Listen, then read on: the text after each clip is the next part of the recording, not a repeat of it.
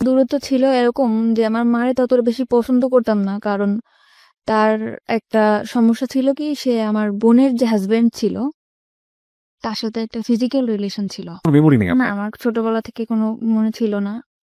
শুধু এটাই মনে পড়ে যে আমার মার সাথে আমার বেশি দূরত্ব ছিল একটা কারণেই ছিল। আপনার বোনের বিয়ে হয়েছিল মানে কত বছর বয়সে? বোনের বিয়ে হয়েছিল কত বছর বয়সে এটা বলতে পারবো না, কিন্তু ওর বিয়ে ছিল ক্লাস 3-তে থাকতে। ক্লাস 3-তে থাকতে আপনার বোনের বিয়ে হয়েছিল? মানে কিভাবে এটা পসিবল? এই আপনি কি জেনেছেন পুরো স্টোরিটা আমাদেরকে একটু বলেন তো। আমি পুরো ক্লিয়ার হয়েছে মানুষের কাছ থেকে যে আমার যে বোনের হাজবেন্ড ছিল ওনার সাথে আমার মায়ের একটা ফিজিক্যাল রিলেশন ছিল। এটা আপনি মানুষের কাছ থেকে শুনতেন? কার কার কাছ থেকে শুনতেন? এটা আমার নানুর কাছ থেকে শুনতাম, আচ্ছা। আমার খালাদের কাছ থেকে শুনতাম। আমরা তো আমার নানুদের ফ্যামিলিতে বড় হয়েছি, আমার দাদা বাড়ি বরিশাল। আপনার সামনে কিভাবে বলতো তারা? আমি জিজ্ঞাসা করতাম যে কি জিজ্ঞেস তার করতেন? ভাইয়া এরকম কেন করে। মার ভাইয়া এরকম কেন করে? হ্যাঁ, তখন আমারে বলতো যে তোর ভাইয়ার সাথে তোর মার সম্পর্ক আছে, প্রেম আছে। এইগুলো কারা বলতো? আমার খালা বলতো, নানু বলতো, মামিরা বলতো, এরা বলতো। তখন আমি বলতাম যে প্রেম কি জিনিস, তখন আমি ছোট ছিলাম, আমি ততটা হয়তো বা বুঝতাম না। ওকে। তো তখন আমি সবসময় চেষ্টা, যখন আপনি এগুলো শুনতেন, আপনি তো অনেক ছোট ছিলেন, আপনার ভেতরে ফিলটা কি হতো? আমার মনে হতো যে ওখানে কি হচ্ছে, ওটা কি, আমি নিজের চোখে দেখতাম, বুঝতামও। মানে আপনার সামনেই ঘটনাগুলো হ্যাঁ, ঘটতো? ঘুরতো। আমি দেখতাম দূর থেকে, মানে বোঝার চেষ্টা করতাম যে এটা কি হচ্ছে। এমনকি রুমের মধ্যে ঢুকলেও দেখতাম ওরকম অবস্থায়, কিংবা ওরকমই থাকতো। তো ওকে।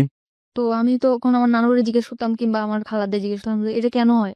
ওনারা কিছু বলতো না? না, ওনারা কিছু বলতো না, বলতো তোমার মার সাথে ওনার সম্পর্ক আছে। তাহলে মার সাথে যদি সম্পর্ক থাকবে তাহলে বোনের স্বামী হয় কিভাবে, এরকম আমার মাথার মধ্যে সবসময় এটাই করতো। আর আমার চিন্তা ছিল যে ওইটা ওখানে কি হচ্ছে। এই জন্য আমি আস্তে আস্তে বড় হলাম, তখন ক্লাস 6-এ যখন পড়ি তখন একটা ছেলের সাথে আমার সম্পর্ক হয়। এগুলো নিয়ে আপনি আপনার মাকে কখনো জিজ্ঞেস না, করেননি আমি যে মা? মাকে কখনো জিজ্ঞাসা করি নাই। আপনার মা কি জানতো যে আপনি আপনি এটা দেখছেন? হ্যাঁ, আমার মা জানতো আমি দেখছি, এবং আমার ফ্যামিলি সবাই জানতো, আমার বাবা এভরিবডি নোজ ইট। সবাই জানতো। জানার পরেও বিষয়গুলো নিয়ে কোনো কথা হতো না, কোনো ধরনের কোনো ঝামেলা হতো না আমাদের ফ্যামিলিতে? পুরো ফ্যামিলি তারপরেই ডিপেন্ড করতো কার উপর?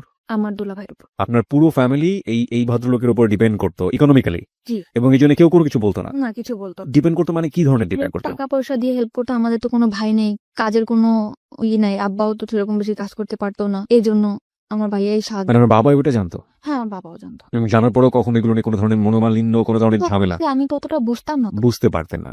মাকে নিয়ে আপনার প্রাথমিক পর্যায়ের প্রথম মেমোরিটাই হচ্ছে এরকম একটা জিনিস আপনার চোখে পড়া।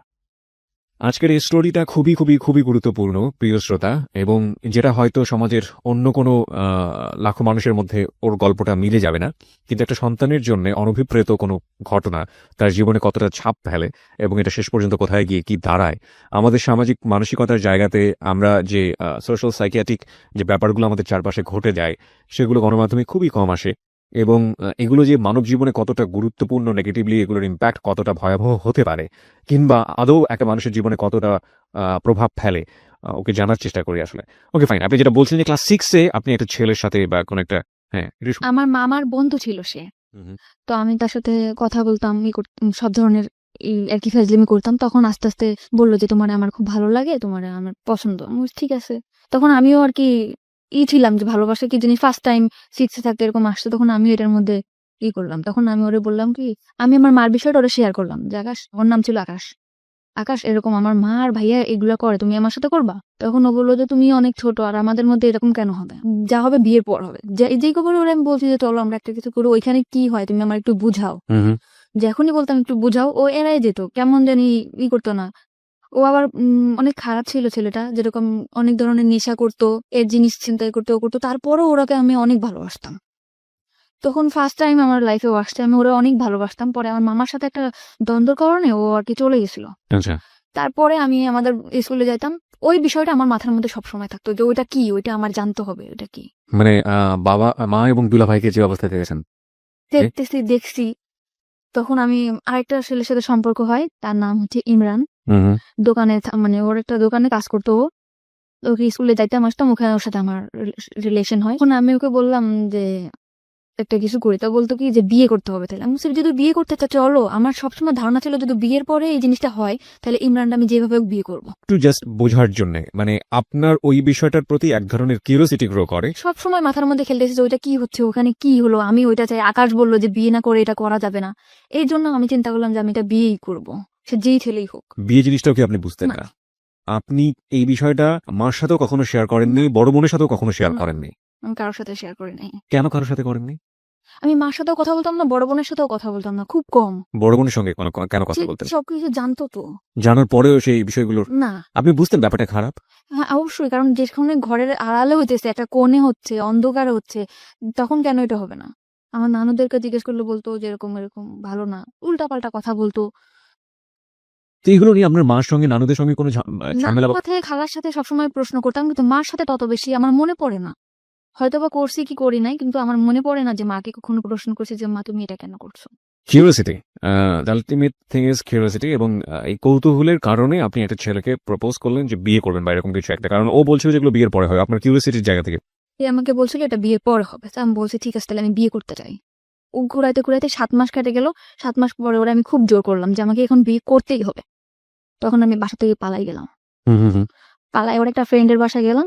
যাওয়ার পরে সে রাত্রের বেলা অনেক দূর ওর ফ্রেন্ডের বাসা। ওদের বাসাও আমাকে নেয় নাই। মানে ও বেশি বড় না। ২ জন মানে ২ বছরের বড় ছোট এরকম হবে। হুম। আর তত বেশি ভালো কাজও করে না যে আমারে চালাইতে পারবে। তারপরেও ফ্যামিলির অমতে বিয়ে করছে আমার ওই যে ওর সাথে আপনার বয়সের ডিফারেন্স কত ছিল? ২ বছর। মাত্র ২ বছরে। তখন আপনি ক্লাস 6 এ পড়েন। তার মানে আপনার বয়স যদি ১১ হয়ে থাকে তাহলে ওর বয়স ১৩ থেকে ১৪ বছর। না, তখন আমি ক্লাস 8 এ পড়ি। তখন আপনি ক্লাস 8 এ পড়েন। ওকে। তার মানে আপনিও নাবালিকা এবং সেও নাবালক বলা যেতে পারে। তখন আপনার চেয়ে ২ বছরের বড় হলে ওর বয়স ১৬ বছরের মতো হবে, আপনার তখন ১৪ র মতো। ওকে, বলুন তারপর? তারপরে আমাদের ওই রাত্রেবেলা আমি ওরে বললাম যে, "এখন তো কিছু করতে পারো।" তো বলতেছে যে, "হ্যাঁ, অবশ্যই করতে পারি।" তখন আমাদের মধ্যে একটা হলো। তখন আমি বুঝতে পারলাম যে এই জিনিসটা এইটাই। এটার মধ্যে তেমন কোনো কিছুই না, এইটাই। তখন আমি আমার মার প্রতি আমার তত আরো বেশি ক্ষোভ হইলো, ঘৃণা হইলো যে এই কাজটা তো হাসব্যান্ড ওয়াইফ করতে পারে। তো আমার মা আর দুলাভাই কেন করবে? এরপরে ওর বাড়িতে নিয়ে গেল ৩-৪ দিন পর। ওর ফ্যামিলি থেকে মানতে চায় না। তারপরেও মেনে নিল। মানে আপনি বিয়ে করার পর আপনার ফ্যামিলিতে জানালেন যে হ্যাঁ, আমার আপনি বিয়ে ফ্যামিলি থেকে তো অনেক ঝামেলা করতেছে। ওই যে আমার সে মামা আসে তো মনে করেন ওরে মারটা দিতে যেতেছে, এ করতেছে, ও করতেছে, ওর নামে কেস করবে। বিয়েটা আপনারা কোথায় করলেন? কিভাবে করলেন? বিয়েটা করছি কাজী অফিসে। আমার নিবন্ধনের কাগজও চাইছিল। ওর একটা বড় ভাইরা দিয়া আর কি ১৮ বছর করে নিছিল। হুম, হুম। তখন একটা কাজীরে দিয়ে আমার বিয়েটা করাইছিল। তারপর? তারপর বাড়িতে আসলাম, পরে আমার মা বলল, "ঠিক আছে মানিয়ে নেবো, তো তুমি বাসায় আসো।" তো আমি বললাম, "ঠিক আছে আমি বাসায় আসবো।" বাসায় আসতে বেড়াইতেছি, তখন আমার মা ওরে খুব মার দিল। মার দেওয়ার পর আমি রাত্রে আবার চলে গেলাম। হুম, হুম, হুম। রাত্রে চলে গেলাম ওর বাসায়। যে মারাদুর যখন করছে আমি বাসাতেই থাকবো, আমার বাসায় আমি আর আসবো না। আমার ফ্যামিলির সাথে টোটাল যোগাযোগ বন্ধ। ওকে। হঠাৎ করে একদিন আকাশ আমার হাজবেন্ডের নাম্বারে ফোন দিছে যে আমি ওর মামা হয়ে কথা বলবো। আমার আকাশের প্রতি অনেক বেশি ভালোবাসা ছিল। আকাশ মানে তোমার ফার্স্ট লাভ? হ্যাঁ। ওকে। তখন আমার মা-বাবা বলল যে, "তুই যদি আকাশের সাথে বিয়ে করতিস তাও মেনে নিতাম। তো তুই ফিরায়, আমরা একদম তোর তো ছোটবেলা থেকেই স্বপ্ন ছিল।" মানে আমার ইচ্ছা ছিল যে আমার একটা ফ্যামিলি হবে, সুন্দর শ্বশুরবাড়ি। আমি সবসময় গল্প করতাম যে আমার এরকম শ্বশুরবাড়ি হবে ওরকম। তখন বলল যে, "আকাশের সাথে বিয়ে কর। বিয়ে করার পরে তোর আমরা মেনে নিব।" তখন আমি বললাম যে, "ঠিক আছে।" ইমরানকে কিন্তু আমি সত্যি ভালোবাসতাম না। শুধু ওই বিষয়টা জানার জন্যই আমি তারে বিয়ে করছিলাম। মানে শুধু কিউরিওসিটি নিবারণ করার জন্য। My goodness! ওকে। পরে আমি আকাশরে বললাম, "ঠিক আছে আকাশ, আমি তোমারে বিয়ে করব। তুমি আমারে বিয়ে করবা?" তখন আমার মা ওরে শিখাই দিল যে, "বলো যে হ্যাঁ বিয়ে করব।" তখন বলল যে, "হ্যাঁ অবশ্যই তোমারে বিয়ে করব। তোমারে আমি ভালোবাসি না?" তখন আমি আমার বাড়িতে চলে আসলাম। আসার পরে তার ৪ দিন পর ডিভোর্স করলাম ওরে। মানে ডিভোর্স করলেন আপনি নিজের ইচ্ছায়? আমি নিজে ইচ্ছায় ডিভোর্স জাস্ট এই কথাটা বলাতেই ফ্যামিলি থেকে যে আকাশের ব্যাপারটা হলে হতো। হ্যাঁ। আপনি নিজে থেকে আমার ডিভোর্স করে দেন। বাবা সবাই বলল যে হ্যাঁ ঠিক। বাবা বলে নাই। বাবা কখনোই আমার কোনো কথার মধ্যে আসে নাই। মা বলল, বোন বলল যে, "ঠিক আছে ওর সাথে বিয়ে দেবো, তুই আয়।" তখন আমি চলে আসলাম। আইসা আমি বললাম, "ঠিক আছে তো আকাশের সাথে বিয়ে দাও।" এখন আকাশের সাথে আমার বিয়ে দিতে চায় না। এখানে একটা বিষয় আপনাদেরকে একটু নোট করে প্রিয় শ্রোতা, আমাদের মানে পারিপার্শ্বিক এবং সামাজিক জায়গা থেকে সেক্সুয়াল এডুকেশন বা কি বলা যেতে পারে এটাকে, যৌন শিক্ষা আমরা যেটাকে বলি, সেটা প্রপারলি হয় না। এর কারণ আমাদের সোসাইটিতে এটাকে ট্যাবু মনে করা হয়, এবং এটা একটা গোপন বিষয়। এটাকে নিয়ে কথাবার্তা বলা সন্তানদের সামনে, কিংবা এই বিষয়টা নিয়ে এইভাবে ওপেনলি একটা কথা হতে পারে, এই বিষয়গুলো আমাদের সমাজের চোখে ভালোভাবে দেখা হয় না। কিন্তু কিউরিওসিটির জায়গাতে একজন নাবালিকা কিংবা একটা শিশু যদি এই বিষয়টি কোনোভাবেই ভুল ব্যাখ্যার শিকার হন, কিংবা কিউরিওসিটির জায়গাতে তাকে যদি প্রপারলি এডুকেশনটা না দেয়া হয়, সেটা তার জীবনে আসলে কি হতে পারে, সেটার একটা বেস্ট এক্সাম্পল হচ্ছে আমাদের আজকের এই পাখির জীবনের প্রথম পর্যায়ের একটা গল্প। শুধুমাত্র একটা অবৈধ সম্পর্ক, যেটা বোঝে না অবৈধ সেটাও সে বোঝে না, এরকম একটা সম্পর্ক দেখে তার ভেতরে কিউরিওসিটি হয়েছিল যে আসলে জিনিসটা কি, এটা আমি বুঝতে চাই, এবং তার জন্য সে বিয়ে করে ফেলেছে। না সে বিয়ে জানে, না সে শারীরিক কোনো সম্পর্ক জানে। আমি স্পেশালি থ্যাঙ্কস জানাই যে ইদানিং আমাদের শিক্ষাক্রমে ক্লাস 8 এর পাঠ্য বইয়ের পাশাপাশি এরকম বিশেষ করে সেক্সুয়াল এডুকেশনের জন্য একটি পাঠ্য বইয়ের ব্যবস্থা করা হয়েছে, এবং যেখানে খুব সুন্দরভাবে বিষয়গুলোর ব্যাখ্যা দেওয়া হয়েছে শারীরিক জ্ঞান অর্জনের জন্য। কোনটা পজিটিভ কোনটা নেগেটিভ হলে কি ধরনের ক্ষতি হতে পারে এবং এটা কোন বয়সে কি কি করা উচিত, আমার মনে হয় এটা আমাদের বিশেষ করে এই ধরনের ঘটনা থেকে অনেকখানি বাচ্চাদেরকে দূরে রাখবে। তবে দিস ইজ রিয়েলি টাফ, কারণ যেই ব্যারিয়ারটা আমরা ভাঙার চেষ্টা করছি এতদিন, যে ধরনের একটা অবয়ের মধ্যে ছিলাম, এগুলো নিয়ে কথা বলা যায় না, এগুলো নিয়ে কথা বলা পাপ, এগুলো নিয়ে কথা বলা অন্যায়, এবং এই ধরনের ব্যাপারে ছেলেমেয়েদেরকে সামনে নিয়ে আসা, ছেলেমেয়েদের এই কিউরিওসিটিগুলো নিবারণ করা বা ওদের এইসব বিষয়ে কিউরিওসিটি দেখলে ওদেরকে দমিয়ে দেয়া, এই বিষয়গুলো মারাত্মক রকমভাবে টাফ করে দিবে আমাদের এই বিষয়টাকে। কিন্তু আমার মনে হয় যে যদি পজিটিভ কোনো রেজাল্ট আমরা পাই এবং পাওয়ার সম্ভাবনা যেহেতু আছে, সুতরাং এই জিনিসগুলোকে পজিটিভলি ছেলেমেয়েদের সামনে আনা উচিত। কোনটা ভালো কোনটা মন্দ সেটা তাদেরকে ক্লিয়ার করে বুঝিয়ে দেওয়া উচিত, নইলে গোপনে নিভৃতে এই ধরনের অসংখ্য ঘটনা সমাজে ঘটে যাচ্ছে যেগুলো আমরা কখনো ফোকাস করি না এবং অনেক সময় জীবনটাকে হেল করে দিতে পারে। বাই দ্য ওয়ে, আমরা ফিরছি আবার আপনার জীবনের গল্পে। তারপর আপনি ডিভোর্স করলেন এবং আপনাকে বললো যে না, বিয়ে দেবে না। তখন আমার ফ্যামিলি থেকে বললো, ওকে বিয়ে দেওয়ার মতো ছেলে হলো, ও এরকম খারাপ কাজ করে, চুরি করে, এটা করে ওটা করে, ওর সাথে বিয়ে দেবো না। তখন আমি বললাম যে তোমরা তো নিয়ে আসলে, আর আকাশকে তো আমি অনেক ভালোবাসি। তখন আকাশে বললাম, আকাশ বললো তুমি আমার সাথে পালাই যাবা, মানে ফোনে বললো। তো আমি বলছি ঠিক আছে, আমি তোমার সাথে পালাই যাবো। তো ওর সাথে আমি পালাই যাওয়ার জন্য পুরো প্রস্তুত। পরে আমি ওর সাথে পালাই গেছি। যাওয়ার পরে 3 দিন ওর একটা ফ্রেন্ডের বাসায় নিয়ে আমাকে রাখছে, বলছে যে বিয়ে করি নাই, বিয়ে করবো। তখন একটা কাগজ আমার কাছে নিয়ে আসছে, এনে বলতেছে এটা কোর্ট ম্যারেজ করতে হবে, তুমি এটার মধ্যে সাইন করো।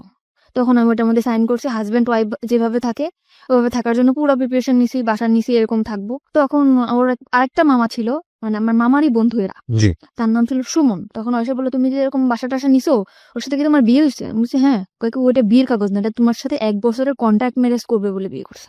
মানে 1 বছরের কন্ট্যাক্ট ম্যারেজ করেছে। ওকে, আমি তখন ওইটাও বুঝি না যে কন্ট্যাক্ট ম্যারেজ আসলে কি। আমি বলছি আমার কাগজটা দেখেন, আমি পড়তে পারবো। তখন আমার ও কাগজটা আকাশও দেখায় না, আকাশ নিখোঁজ। যে এখন ওর সুমন আমার বললো এই কথা, তখন আকাশ নিখোঁজ।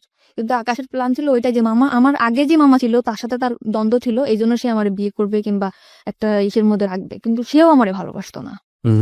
কিন্তু আমি ভাবতাম যে একটা সংসার হবে, আকাশ আমার ভালোবাসা, আকাশের সাথে আমি ভালোভাবে থাকতে পারবো। সেভাবে হলো না। তো তখন আমার সুমন মামা ফোন দিল মা বাবারে, মা বাবা বললো যে ঠিক আছে ওরে নিয়ে আসো। জিনেদা ছিলাম আমরা, ইয়ান থেকে খুলনা নিয়ে আসলো। খুলনা নিয়ে যাওয়ার পরে আমার মা বললো যে ঠিক আছে যা হয় হয়েছে, এরকম ভাবে থাকো। এরকম করে পরে আমার ঢাকাতে চলে আসলাম। আমার বোন আর দুলাভাইও ঢাকাতে থাকতো, তখন চাকরি হয়েছিল আমার বোনের। তো থাকতো মিরপুরে, আমি ওর বাসায় থাকতাম, টুকটাক বাসার কাজ টাজ করতাম, থাকতাম এভাবে। তার 2 বছর পরে তখন আমার লেখাপড়া একদম বন্ধ। মানে কোন ক্লাসে থাকা অবস্থায়? 8 ক্লাস 8 থাকা অবস্থায় আপনার লেখাপড়া বন্ধ, এইসব ঘটনা ঘটার পরে পরপর 2টো বিয়ে। ওকে, পরে আমাকে করলো 2 বছর পরে আমার ফ্যামিলি থেকে একটা ছেলে দেখলো। আচ্ছা, ফ্যামিলি থেকে ছেলে দেখার পরে আমি 2 বছর মধ্যে ঢাকাতেও থাকতাম, খুলনাতেও থাকতাম। পরে আমাকে আনলো বাড়িতে, দেখালো, ছেলে একবার দেখেই পছন্দ করলো। 1 সপ্তাহের মধ্যে বিয়ে। পাখি, আপনি বলছিলেন যে আপনার 1 সপ্তাহের মধ্যে বিয়ে হয়ে যাবে, এরকম একটা পরিস্থিতি তৈরি হয়েছে আপনার ফ্যামিলিতে।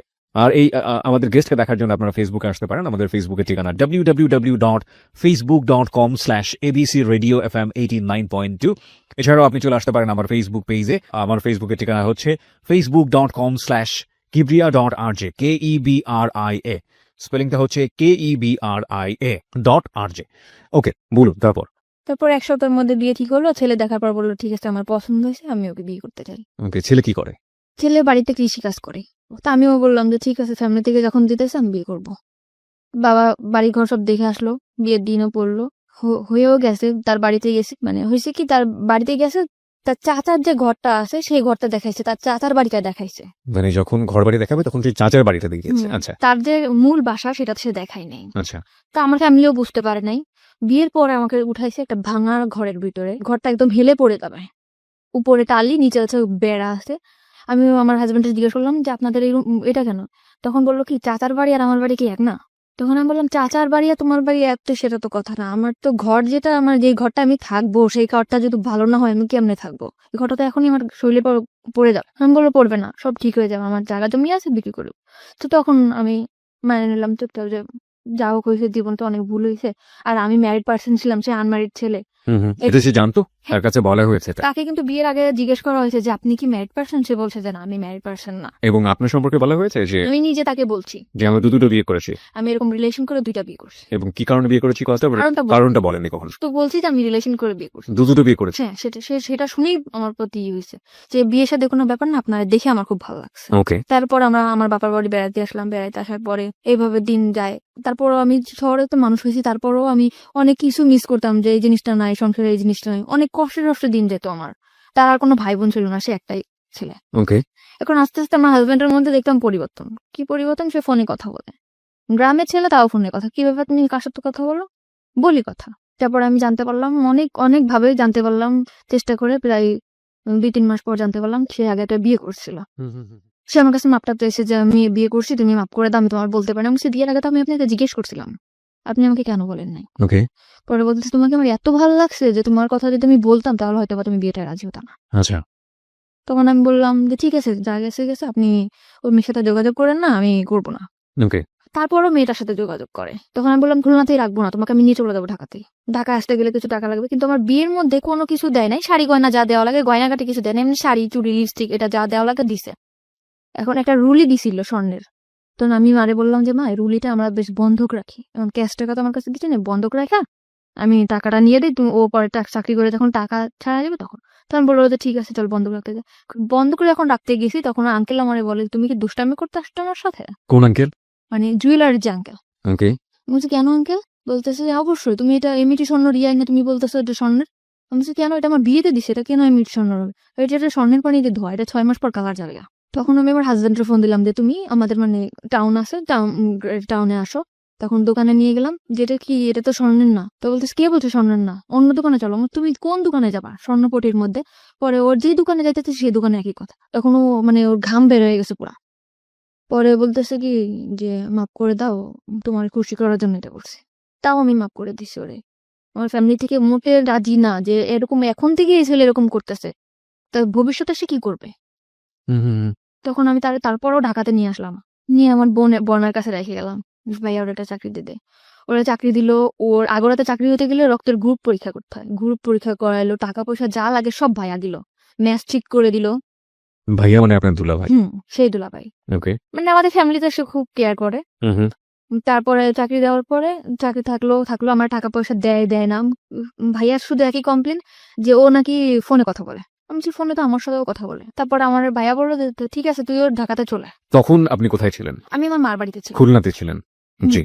তখন আমি ঢাকাতে চলে আসলাম, ভাইয়ার বাসায় থাকতাম। ও ছুটি সেটা পাইলে আসতো, ভাইয়ার বাসায় থাকতাম, করতাম। তারপরে আমি বললাম যে ঠিক আছে, ভাইয়ার বাসায় তো মানে গেস্ট যে রুমটা, ড্রয়িং রুমটা যেটারে বলে, ওইটা তো ভাইয়াদের ছুপা নাই, ওটা তো খালি আছে, তো ওখানে আমরা একটা পর্দাটা নাই, ওখানেই আমরা সংসার করা শুরু করি। বললো ঠিক আছে। আমাদের মানে ওর রুম নেওয়ার মতো এত বেশি টাকা বেতন পাইতো না, মাত্র 7,000 টাকা বেতন পাইতো। তখন ভাইয়া বললো ঠিক আছে, এই কয় টাকা বেতন পাই তো আর বাইরে থাকা সম্ভব না, তো তোরা আমাদের এখানেই থাক, খাওয়া থাকা পাবো 3,000 টাকা দিবি তোরা দুজনে। তো শুধু খাওয়া থাকা, এছাড়া আমি যে তার ওয়াইফ, একটা কোনো কসমেটিক বা কোনো ড্রেস এগুলা কিছুই দেয় না। তখন আমার বোন বলে যে আমার বোনটা ভালোভাবেই মানুষ হয়েছে, তো তুমি এরকম ওর কিছু দেও না কেন? বলে এটা আমাদের ফ্যামিলি ব্যাপার। তা আমি বললাম ব্যাপার ঠিক আছে, তুই কিছু বলিস না। ভাইয়া তখন আমার ড্রেস যা লাগে দেয়। 7,000 টাকাতে স্যালারি পাইতো, 3,000 টাকা বোনটা দেওয়ার পরে যে কটা টাকা তো বাড়ি পাঠাই দিত। মানে ও বাড়িতে অনেক দেনা ছিল। আচ্ছা আচ্ছা। তো আমি বলতাম যে কবে শেষ হবে, আর আমাদের ঢাকায় আসতে আমরা কি আজীবন ঢাকাতে থাকবো? তোমার বাড়িতে একটা ঘর নাই, ঘর এরকম টুকটাক আর কি ঝগড়া হতো প্রায়। হাজবেন্ড ওয়াইফ যেটা ভালোবাসে এটা কখনো আমি পাইতাম না। আচ্ছা। সবসময় মানে চিন্তা করতে কি এত চিন্তা করো তুমি চিন্তা করে তো কোনো কিছু বের করতেই পারো না। তখন আমার দুলাভাইরে বললাম ভাইয়া আমার একটা চাকরির ব্যবস্থা করে দাও। তো বললো যে এই তো তুই পাশ করিস না, এই যে পরীক্ষা দিয়ে পর চলে আসছে, তোর কি চাকরি দিব? তো ভাইয়ারা সবসময় বলতাম যে একটা চাকরি দিয়ে দাও, একটা চাকরি দিয়ে দাও।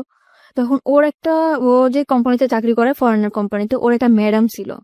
তো ওই ম্যাডামটা বাচ্চা কাচ্চা হইতো না, তার হাজবেন্ডও বাইরে থাকতো, সেখানে একা থাকতো।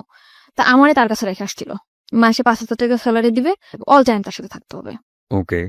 তো এরকম আমি থাকতাম। তখন আমার হাজবেন্ড ঠিক ডাইরেক্টলি বলতেছে বাসায় কাজে দিছে নেই করছেন, কিন্তু আমি বাসায় কাজ করতাম না, শুধু তার সাথে থাকতাম। সাথে থেকে আপনার কাজটা কি ছিল? তার যেরকম ল্যাপটপটা ক্যারি করা? হ্যাঁ, এটা আমি নিতাম, কিংবা হাতে কোনো পার্স আছে এটা আমি নিয়ে ওনার সাথে সাথে থাকতাম, কারণ ওনার একা একা থাকতে পারতো না। উনি যেখানে যেত আমাকে নিয়ে যেত, আমাকে বেশ বলতো যে আমার বোন। ওনারা ইংরেজিতে কি বলতো আমি জানি না, আমার খুব সুন্দর সুন্দর ড্রেস কিনে দিত, এই যে ওনার সাথে যেটা পরে আমি বেরোতে পারতাম, এরকম করে ওনার মতো করে উনি রাখতো। তখন আমার হাজবেন্ডের আমার ভাইয়ের সাথে অনেক অশান্তি করলো। তখন আমার ভাইয়া বললো ঠিক আছে তোমার চাকরি করতে হবে না, তুমি চলে যাও। তখন আমি বললাম যে ঠিক আছে আমি চাকরি করবো না। তখন আমি বলতাম যে আমার কোনো কাজও করতে দিলা না, তোমার হেল্প করবো তাও তুমি করতে দিলা না। আমি তাই কিন্তু হেল্প করতাম। আমি যে 5,000 টাকা পাইতাম তার থেকে 2,000 টাকা ওরে আমি দিতাম, আর 3,000 টাকা আমি রাখতাম। আচ্ছা। তখন আমার হাজবেন্ড বলতো যে কি এমন কাজ করতাম, মানুষের বাসায় কাজ করতাম, এরকম করে বলতো। তো আমি বলতাম এসব কথা বলবো না, আমি কি কাজ করতে তুমি জানতাম না। কিন্তু ওই যে ফরেনার ছিল উনি বলতো তুমি আমার সাথে 1 বছর যদি থাকো তোমার লাইফটা পুরো আমি ওকে করে দিয়ে যাবো। ও তখন চলে আসছি যখন বাসায়, রান্না বান্না করে খাই দেয় এরকম করে। আমার হাজবেন্ড করে কি, ওই মেয়ের সাথে যোগাযোগ করে, আগের ওয়াইফের সাথে। আচ্ছা। তখন আমি বললাম যে তুমি এরকম কেন তার সাথে কথা বলো? বলে যে তার সাথে কথা বলি কে বলছে? তো এরকম বহুবার আমি হাতে নাতে ধরছি, তারপরে সে স্বীকারই করে না। তারপরে আমার সাথে অনেক ঝামেলা করে, ঝগড়া করে, এই করে। পরে আমি বলছি যে তুমি যদি এরকম করে থাকো তো তার সাথে তুমি থাকো, আমার সাথে কোনো যোগাযোগ করে তার সাথে থাকো, যাও। এক কথা বলার সাথে সে তার কাপড় চোপড় নিয়ে আমার ভাত থেকে নেমে চলে গেছে। ওকে। যাওয়ার পরে একটা মেসেজ উঠছে, তখন আমি ফোন দিয়ে আমার ফোন রিসিভ করো না, বলে কি তুমি যদি আমার সাথে আসতে চাও তাহলে এখন আসো। আমি আমার ফ্যামিলির বললাম আমি কি করবো, তোমরা দেখে শুনে বিয়ে দিছো, সে প্রথম থেকে এরকম করতেছে, আমি কি করবো এখন? বলে তার সাথে তুমি কোথাও যাবে না, তুমি তোমার ভাইয়ের বাসায় থাকো। তখন আমি আমার ভাইয়ের কাছে, বোনের কাছে থাকতে লাগলাম। আমার এই প্রথম 2-1 দিন, 4-5 দিন, 1 মাস 2 মাস ফোন দিছে, পরে আমার কোনো ফোন দিত না। ওকে। তখন আমার ভাইয়ার বলার পরে ভাইয়ার ইটফোর্স সিকিউরিটি সার্ভিসটা আছে, ওখানে যোগাযোগ করে আমার একটা চাকরি নিল লেডিস সিকিউরিটি গার্ডে। তারপরে ওখানে আমি চাকরি করলাম 1 বছর মতো। 1 বছরের মধ্যে আমি কারোর সাথে মিশতাম না। আমি অফিস বাসা, বাসা অফিস, ঢাকার শহর মানে এই সময় হাজবেন্ডের সাথে কোনো সম্পর্ক না। নেই, বা ডিভোর্স হয়নি? না, ওকে। ঢাকা শহর সম্বন্ধে আমার কোনো ধারণাই নেই। বোরকা পরতাম, বেশ বাসা থেকে যেরকম বড় বড় জামা পরতাম, গ্রামে থেকে যেরকম আসতাম ওরকমই ছিলাম। 1 বছর পরে আমার ওই যেখানে চাকরি করতাম ওইখানে একটা ল্যান্ড ওনার ছিল, ল্যান্ড ওনার? ওখান থেকে আমার সে অফার করে তার সাথে, মানে ওই বিল্ডিং এর ল্যান্ড ওনার? ওকে। ওই ল্যান্ড ওনার আমার প্রপোজ করে যে মানে বিভিন্ন ভাবে, তুমি দেখতে অনেক সুন্দর, তোমার লুকিংটা অনেক সেক্সি, তোমার দেখতে খুব ভালো লাগে। পরিচয়টা হলো কিভাবে? মানে উনি আসে যায়, আমি সালাম করি যে স্যার আসসালামু আলাইকুম, আবার লিফটটা আমি ধরে দেই, উনি উঠে, ল্যান্ড ওনার যেহেতু, আবার আসলে ওনার হাতে যদি কিছু থাকে ওটা আমি ক্যারি করি। তো এই জন্য উনি আমার মানে ডাকলো যে তুমি একটু উপরে আসো, 13 তলায় আসো। আমি গেছি জি স্যার। পরে বলতেছে তোমার লুকিংটা অনেক সুন্দর, তোমার আমার খুব ভালো লাগে, তুমি আমার সাথে করবা, একদম ডাইরেক্ট। তখন আমি বললাম স্যার আপনি কি বললেন এটা? আমি আপনার সম্মান করি, তাই বলে আপনি এভাবে বলতে পারেন না। বাই দ্য ওয়ে, এখানে একটু মানে মানে I am really really confuse. যেহেতু আপনি মোটামুটি একটা আইন শৃঙ্খলা রক্ষাকারী এরকম একটা বেসরকারি প্রতিষ্ঠানেই কাজ করতেন, সেখানে ওনার তো একটু ভয়ে ডর কিছু করা উচিত ছিল। মানে উনি ডিরেক্ট এইভাবে ডেকে নেবেন, আপনার অ্যাটিটিউডের মধ্যে কোনো কিছু কি ছিল এরকম যে কারণে ও আমি সবসময় অনেক রুড ছিলাম, আমার সাথে কেউ কথা বলতেও সাহস পেত না। আমরা যে কটা মেয়ে ছিলাম আমাদের সাথে কোনো ছেলেরাও কথা বলতো না, আমাদের যে ছেলে গার্ডগুলো ছিল সেও কথা বলতো না। পরে আমি বললাম স্যার আপনি কি জাস্ট তোমার আমি দেখলাম যে তুমি তোমার জায়গায় কেমন অনেস্ট। ওনার কথাটা অনেক তাড়াতাড়ি ফিরায় নিল। তখন বললো কি যে আমার এখানে চাকরি করো, এখানে তো অনেক 13 তলা বিল্ডিং, অনেক ভালো ভালো লোকেরা আসে, তো তুমি কি কি করো না করো এই জন্য। তা দেখলাম ভালো, তুমি থাকতে পারবা এখানে, 1 বছর হয়েছে, আমি চাইলে যতদিন এখানে আছে তুমি থাকো। তখন আমি বললাম যে স্যার ঠিক আছে। তখন সে ল্যান্ড ওনার, তার উপর আমি কিছু বলতেও পারি না। তখন আমার যে জুন কমান্ডার ছিল তাকে আমি বললাম স্যার এরকম ভাবে আমার প্রপোজ করছে। কয় তোমার তো কপাল খুলে গেছে। সে কি মেল ছিল না ফিমেল ছিল? ছেলে ছিল। ছেলে। ওকে। তো তুমি যদি একটু সময় তার সাথে করো। আমি তখন ব্যাপারটা যে কি ব্যাপার, আমি এখানে ঢাকা শহরে কাজ করতে আসছি। তখন আমি স্যারে বললাম স্যার আমি যদি কাজ করেই খাবো তাহলে আমি যদি ওরকম করেই খাবো তাহলে তো আমার কাজ করার দরকার আসে না। এখানে আমি আমার শ্রম বিক্রি করতে আসছি, আমার শরীর না। তখন আমি তাকে এই কথাটা যখন বললাম সে আমার পড়ানো রাগিয়ে গেল যে তোমার জন্য আমাদের এই পোস্টটা থাকবে না। পোস্ট থাকবে না? হ্যাঁ, এই কথা বলার পর আমি ওখান থেকে চলে আসলাম আমাদের হেড অফিসে। উনি আমার নামে কমপ্লেন করলো, আমার যে জুন কমান্ডার স্যার উনি এরকম ডিউটি ভালো করে না, এই জন্য ওর নামে কমপ্লেন এসে, ল্যান্ড ওনার কমপ্লেন দিয়েছে, আপনি ওকে ডাকেন অফিসে। আমাকে স্যার ফোন দিল। আমি ভর্তি হওয়ার পরে কখন আর অফিসে যাই নাই, ওই ফার্স্ট টাইম। ওকে। খুব ভয় পাচ্ছি আমি, স্যার আপনি আমাকে কেন ডাকছেন? কি আমি জানি কি হয়েছে না হয়েছে। আমি পরে স্যারের বললাম যে স্যার আপনি আমার বাবার বয়স এরকম এরকম ব্যাপার। কি মা তাহলে তোমার ওখানে যাওয়া ঠিক হবে না, তুমি রিজার্ভে থাকো। রিজার্ভ? হ্যাঁ। ওকে। যে বিভিন্ন জায়গায় যেরকম সোনারগাঁ, রেডিসন এরকম যেরকম পার্টি টাটি হয় এখানে ডিউটি করলে তুমি ডিউটি করো।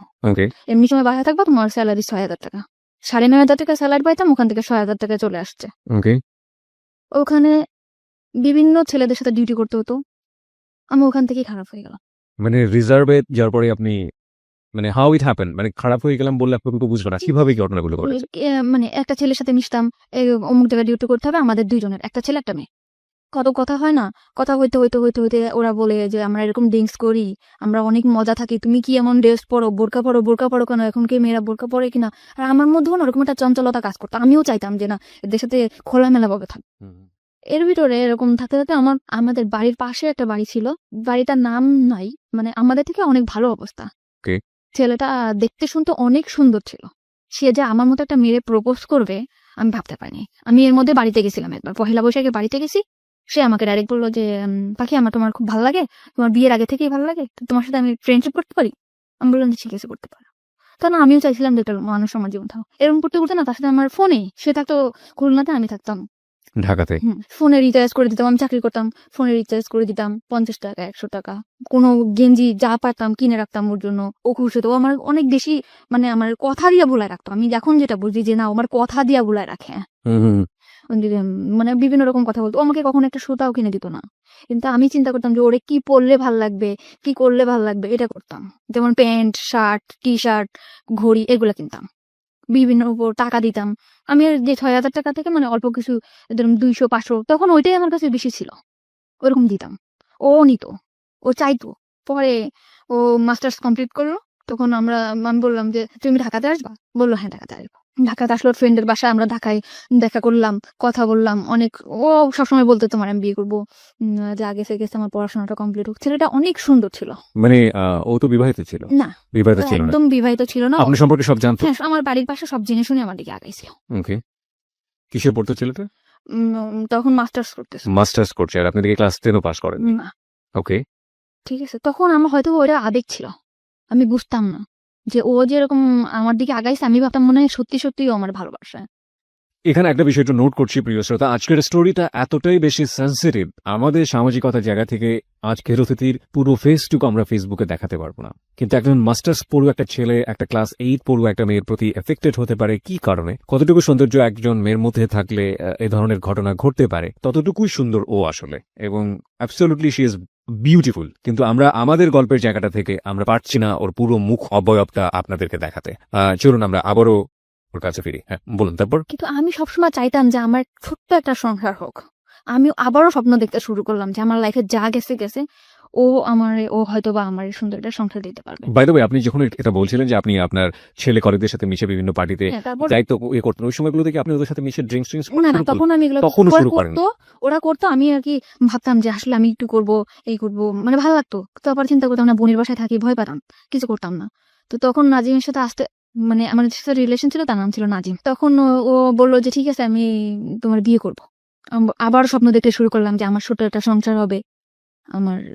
আমরা অনেক প্ল্যানিং করলাম যে আমাদের একটা মেয়ে বেবি হবে, এরকম বাসা নিব, তুমি তো এরকম সুন্দর, আমাদের বেবিটাও হয়তো। অনেক ভাবে প্ল্যান করলাম। পরে আস্তে আস্তে দেখি কি ও ফোনে আমার সাথে তত সময় দেয় না, ফোনে ততটা সময় দিচ্ছে না। কিন্তু কোন ও তো আপনার সম্পর্কে সমস্ত কিছু জানতো, বিশেষ করে দুটো বিয়ে হয়েছে আপনার, এরকম ভাবে আপনি সংসারও করেছেন এবং আমার ফ্যামিলি অবস্থা সবই জানে। সব জানতো। ও কি শুধুমাত্র আপনার সঙ্গে প্রেমের সম্পর্কই ছিল নাকি আলাদা এক ধরনের ইন্টেনশন ছিল, ফিজিক্যাল ফিজিক্যাল রিলেশন কোনো ধরনের কোনো ইন্টেনশন ছিল না? ওকে, বলুন তারপর। আমি ফোনে টাকা ঢুকাই দেই, ও ফোনে কথা বলে অন্য মেয়ের সাথে। তা আমি ওর ফোনে টাকা ঢুকাই দিলেও আমি ওর ফোনটা রিসিভ করতাম না, কারণ আমি যে কোম্পানিতে চাকরি করতাম ওখান থেকে ফোন আমাকে দেওয়া হয়েছিল, মানে ওখান থেকে আমি ফোন করলে বিল পাইতো। ওকে। তো ওই ফোনটাতে আমি ওকে ফোন করতাম অল টাইম, কখনো ওর ফোন আমি রিসিভ করি নাই। চিন্তা করতাম বেকার, কি করবে, ওরা আমি টাকা দিই। ও বন্ধু বান্ধব আমার ফোন দিত, যে বলতো জানি আজকে না আমার ফ্রেন্ডের সাথে আমার একটু পার্টি দিতে হবে, আমার কটা টাকা দিবা, 500 টাকা দাও না। ওকে। তখন আমি এভাবে সবসময় টাকা পয়সা দিতে থাকতাম। পরে একটা সময় বললাম, আমার ফ্যামিলি থেকেও জানাজানি হয়ে গেল ব্যাপারটা, যে তুই আবারও একটা ছেলের দিকে এরকম করে পড়তেছিস, তোর হাজবেন্ড আছে এরকম আছে। তখন আমি আমার ফ্যামিলির বকাবকি শুরু করলাম, কি হাজবেন্ড, তোমরা কি দেখে দিছে এই করছো। তখন নাজিম আস্তে আস্তে দূরে সরে যেতেছে, আমার বলতেছে, ডাইরেক্ট বলতে, তুমি আমার ফোন করবা না, কখনো ফোন দিবা না, কোনো কারণ ছাড়াই। তুমি আমার সবসময় ফোর্স করো, কার সাথে কথা বলি, কি করি না করি, তুমি আমার তখন আপনার হাজবেন্ডের সঙ্গে একেবারেই আপনার যোগাযোগ অফ? একদম যোগাযোগ। বাই দ্য ওয়ে, আপনার হাজবেন্ডের নাম যেন কি ছিল? রিপন। রিপনের সঙ্গে আপনার যোগাযোগ পুরোপুরি অফ, এবং আজকে পাখি রয়েছে তার জীবনের গল্পে। আপনাদের যদি জীবনের গল্প বলার জন্য মন চায় তাহলে আপনারা আমাদেরকে ফোন করতে পারেন। আমাদের ফোন নাম্বারটি হচ্ছে 09613 892 892। আমি আবারও বলছি 09613 892 892। পাখি আপনার কাছে ফিরছি, এবং পাখিকে দেখার জন্য আপনারা চলে আসতে পারেন আমাদের ফেসবুক পেজে। আমাদের ফেসবুকের ঠিকানা www.facebook.com/abcradiofm89.2। এছাড়াও আপনি চলে আসতে পারেন আমার ফেসবুক পেজে। আমার ফেসবুকের ঠিকানা হচ্ছে facebook.com/kebria.rj, KEBRIA, স্পেলিংটা হচ্ছে KEBRIA.RJ। ওকে, জি বলুন তারপর। তো রিপনের সাথে কোনোভাবে যোগাযোগ নেই, মানে আমার হাজবেন্ড কোনো যোগাযোগ করে না, কিছু না। ওকে। তখন আমি নাজিমরে বললাম বিয়ে করবে না, তখন ও বললে যে ভালোবাসলে যে বিয়ে করতে হবে এমন কোনো কথা আছে, তোমারটা আর আমারটা কি একসাথে ম্যাচ করে। এতদিন পরে সেটা বললো যে ভালোবাসলে কি বিয়ে করতে হবে। কিন্তু তোমার আমার অনেক ভালো লাগে, তোমার অনেক ভালোবাসি, কিন্তু তোমার আমার বিয়ে করা সম্ভব না। তো ওরে আমি অনেক বেশি ভালোবেসে ফেলছিলাম, মানে আমি যাকেই ভালোবাসি অনেক বেশি ভালোবাসি ফেলি। কিন্তু সবাই আমার সাথে মানে বুঝতেই পারি না যে এরা আমার সাথে এরকম প্রতারণা করতেছে। তখন নাজিম ফোন দেই, ফোন ধরে না, ফোন দেই, ফোন ধরে না। তখন এই যে আমার যে ফ্রেন্ডরা ছিল ওদের সাথে আমি মিশলাম, ওকে, মানে কলিগ যারা। কলিগ ছিল, এদের সাথে আমি মিশলাম, মিষ্টি মিষ্টি বললো যে ড্রিঙ্কস করা ভালো লাগবে। পরে আমি এক পর্যায়ে ড্রিঙ্কস করলাম, ড্রিঙ্কস করলে সত্যিই দেখলাম ভালো লাগে। মানে ওই যে নাজিমের বিষয়ে যে কষ্টটা, কিংবা আমার যে পুরা মার দিক দিয়ে কষ্ট, কিংবা হাজবেন্ডের দিক দিয়ে কষ্ট, আমার কোনো কষ্টই নেই, পুরা দমে ড্রিঙ্কস করলাম। এমন ড্রিঙ্কস করতেছি করতেছি করতেছি, আমার মধ্যে চেঞ্জ দেখে আমার দুলাভাই আমার দিকে হাত বাড়াইলো। ফু। যেরকম আমার বোন অফিসে গেছে, আমার দুলাভাই হঠাৎ আমার এসে পিছন দিয়ে ধরা ধরে বলে, তোর আমার খুব ভালো লাগে, তোর হাজবেন্ড নিয়ে আমি তোরে ভালোবাসি। তখন আমি আমার বোনকে বললাম, বোন তুই কোথায়? বাসায়। বাসায় আসছে, আর বাসায় আসার পর আমার 17,000 টাকা ছিল, ওর কাছ থেকে টাকাটা নিয়ে আমি বাসা দেখে চলে গেলাম। তো আরেকটা মেয়ের নিলাম, মেয়েটার নাম ছিল মেঘলা। ওরে নেওয়ার পর ও আর আমি থাকতাম। তো ওখান থেকে আরো সুন্দরভাবে ড্রিঙ্কস করতে পারতাম। বাসায় কখন আসলাম কখন গেলাম, ড্রিঙ্কস করে চিল্লাইতাম, কানতাম, নাজিম নাজিম করে ওরে ফোন দিতাম, কোনো ছিল না। কিন্তু আমি ওখান থেকে ড্রিঙ্কস করা শুরু করলাম। ওই বন্ধু বান্ধব ছিল, মানে শেয়ারে, কিন্তু আমি 200 টাকা দিতাম, ও 200 টাকা দিত, এরকম করে একটা বোতল কিনে নিয়ে আসতো, বোতল কিনে খেতাম, খাইতে বাসায় যেতাম, মাতলামো করতাম, এই করতাম। তো এরকম করার পরে এখন রিজার্ভে ছিলাম তো আমি। পরে নতুন একটা পোস্ট লাগবে 1 তারিখে, গেল বছর, যে বছরটা চলে গেল, ওই গেল বছরের এই 1 তারিখে 1 তারিখে পোস্ট লাগছে। লাগার পর আমার এই যে জুন কমান্ডার, মানে যে জুন কমান্ডার, ওনার সাথে আমার পরিচয় হলো যে ঠিক আছে আপনার জন্য আমি ডিউটি করব, এরকম একটা খ্রিস্টান প্রতিষ্ঠানে। ওকে। তখন আমার খ্রিস্টান প্রতিষ্ঠানে দিল, আমি ওখানে ডিউটি করতাম। ওকে। ডিউটি করার পরে ওখানে ডিউটি করতেছি 2টা মেয়ে, আমি আর একটা মেয়ে, আর ওই বাসাটায় থাকতাম। তা আমার হাজবেন্ড আমার সব দিক দিয়ে যোগাযোগ বন্ধ ছিল, কোনোভাবে আমার সাথে কোনো যোগাযোগ করতো না। ওকে। তা আমার যে ছাড়টা ছিল, উনি আবার আমার খুব হেল্প করতো। জি। হেল্প করতো মানে কিরকম, আমি ঠিক মতো বাসায় যাচ্ছি কিনা, কি করতেছি না করতেছি, এই বিষয়টা সে দেখতো। আচ্ছা। তারপর আমি ড্রিঙ্কস করতেছি, এটা অনেকভাবে বাধা দিত যে পাখি আপনি ড্রিঙ্কস করবেন না। আচ্ছা। এরকম না করতে আমি বললাম, আমি আপনার না কেন শুনবো, আমি আপনার না শুনবো না, আমি একজনের ভালোবাসি। এরকম আমি এত বেশি ভালোবাসতাম, চিল্লাপাল্লা করতাম, ড্রিঙ্কস করতাম, রাস্তাঘাটে চিল্লাপাল্লা করতাম। ওকে। তখন আমারে বললো যে একটা মানুষ এত ভালোবাসতে পারে। তখন আমার ওই স্যার নাজিমকে ফোন দিল যে ভাইয়া একটা মেয়ে আপনাকে কতটা ভালোবাসে। তখন ও বললো যে হ্যাঁ মেয়েটা অনেক ভালো, আমি ওকে ভালোবাসি, কিন্তু ওকে আমার পক্ষে বিয়ে করা সম্ভব না। ওকে, নাজিম এটা বললো। ওকে। তখন আমার সব কলিগরা ওকে একবার করে ফোন করলো যে ভাইয়া, মানে আপনি সব কলিগের কাছে আপনার উইকনেসটা দেখাতেন, যে আপনার দুর্বলতাটা আমি ড্রিঙ্কস করার পরে আমি আর সবসময় ওরকম ওরে ফিল করতাম, আমি আগের মতো ডিউটি করতে পারতাম না, এই করতে পারতাম না ওরকম। ওকে। তারপরে আমার করলো, আমি ওখান থেকে সরে আসলাম আস্তে আস্তে, মানে ফ্রেন্ডদের কাছ থেকে সরে আসলাম, কিন্তু আমি বাসায় ড্রিঙ্কস করতাম। তখন আমার স্যার বললো যে তুমি এভাবে ড্রিঙ্কস করো না পাখি, তুমি আসলে অনেক ভালো মেয়ে, এরকম বিভিন্ন রকম কথা বলতো। কিন্তু ওই পোস্টে আমি ঠিক মতো আবার ডিউটিটা করতাম, আমার কোনো জায়গা থেকে আমার ডিউটির কারণে কখনো চাকরিটা যেত না। ওকে। আমি ঠিক মতো ডিউটি করতাম, ডিউটি আওয়ার্সের পরে আমি উল্টাপাল্টা করতাম, যেরকম ড্রিঙ্কস করতাম, আবার বাইরে ঘুরতে যেতাম, এটা করতাম। তখন আমার স্যার আমার দিকে আগে আসলো। কিভাবে আগে আসলো? বললো যে তোমার মতো ভালো যদি আমার ওয়াইফ আমারে বাসতো, তাহলে আমার মনে পুরো পৃথিবীটা ওরে দিয়ে দিতাম। এই ধরনের কথা বলতো। মানে তার ওয়াইফের প্রতি অনেক ধরনের দুর্বলতা আমাকে দেখাইতো, মানে তার ওয়াইফ তার দিক দিয়ে পারফেক্ট না, সে তাকে ভালোবাসে না, সে তাকে কোনোভাবে সুখ দিতে পারে না, সে তার ছেলের দিকে যত্ন নেয় না, সে তার সংসারে কোনোভাবেই মানে মন নেই, এরকম। তখন আমি বললাম এসব কথা আমারে বলেন কেন? তখন আমার মনের মধ্যে কিন্তু নাজিমই আছে। সে মানে অফিস আওয়ারের পরে আমার নিয়ে ঘুরতে যেত, আমিও যেতাম, আমার ড্রিঙ্কস করে যেত, ঘুরতে যেত, করতো। তখন আমি খুশি ছিলাম, ভালোই ছিলাম। তারপরে না হইলো, ওনার ওয়াইফ যখন বাড়িতে গেছে, তখন আমি আর উনি একদিন ড্রিঙ্কস করছি। উনি ড্রিঙ্কস করলে কোনো প্রবলেম হয় না, কিন্তু আমি ড্রিঙ্কস করার পরে আমি মানে পুরো অ্যাবনর্মাল হয়ে যায়। তখন আমি চিন্তা করতাম, মানে আমার সেন্সই থাকতো না। কিন্তু নাজিমকে কল করতাম, নাজিমকে কল করে এটা করতাম ওটা করতাম, উল্টাপাল্টা চিল্লাপাল্লা করতাম। তো ওনার ওয়াইফ যখন বাড়িতে গেছে, ওনার বাসায় আমাকে নিয়ে গেছে। এটা কি আপনি জানতেন আগে থেকে যে ওনার বাড়িতে আছে? তা আমি কিছু জানতাম না। আমরা কিন্তু কুড়িল বিশ্বরের একটা বার আছে, ওখানে থেকে ড্রিঙ্কসটা বাইরে এনে ড্রিঙ্কস করছি, এটা জায়গায় বসে ড্রিঙ্কস করার পর আমি অ্যাবনর্মাল হয়ে গেছি। পরে উনি ওনার বাসায় আমাকে নিয়ে গেছে। নিয়ে যাওয়ার পরে সত্যি কথা আমার সেন্স ছিল না, তখন হয়তোবা আমাদের মধ্যে ফিজিক্যাল কোনো রিলেশন আছে, হয়তোবা মানে কি আমি শিওর। ওকে, আপনি পরবর্তীতে শিওর হয়েছেন? ওকে। হয়েছে তা মানে ড্রিঙ্কস করার অনেক রাত্রেবেলা আমার মানে সেন্স একদম, আমি এখানে স্যার, আমি এখানে কেন? তখন বলতেছে কি যে তোমার আমার খুব ভালো লাগে, তোমার সবকিছু পারফেক্ট, আমার ওয়াইফের থেকে তুমি অনেক বেটার, এরকম করে বললো। তখন আমি খুব কাঁদতেছি যে আপনি এটা কি করলেন, আপনার সাথে আমার এটা কেন হলো, এরকম করে। তখন মাইনে নিছি, নেওয়ার পরে না তখন চাকরিটা বাঁচানোর ভয়, তখন ভয় পেতাম কি হয়তো বা চাকরিটা থাকবে না। চাকরি না থাকার ভয়টা কেন ছিল?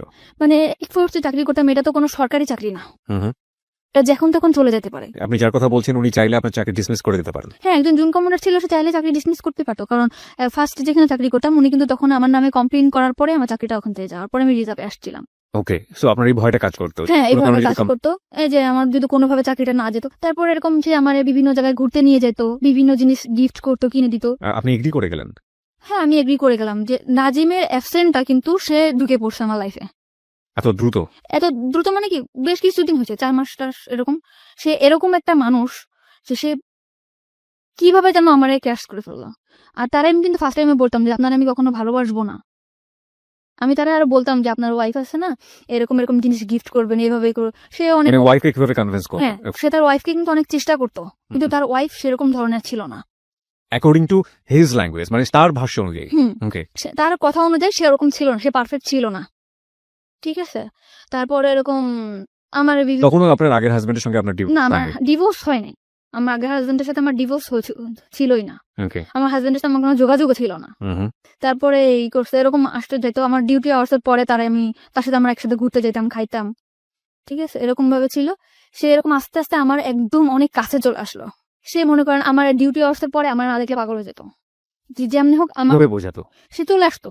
কোথায় চলে আসতো? অফিসের ওখানে চলে আসতো, আইসা আমার নিয়ে বাসায় নামায় দিয়ে আসতো।